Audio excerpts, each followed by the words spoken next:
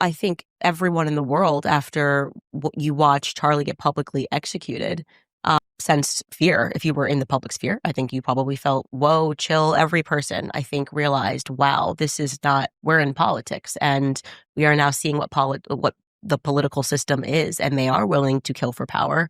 And that's why it became plausible, right out of the gate, that Charlie was killed because of power.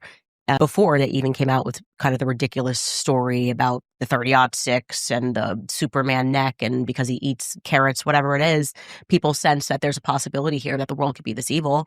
And I think that also, by the way, is what gripped people globally, was you kind of saw this guy and you felt spiritually impacted by watching him be publicly executed. If Charlie had died in an accident, I don't think it would have had the same impact, but they chose to publicly execute him.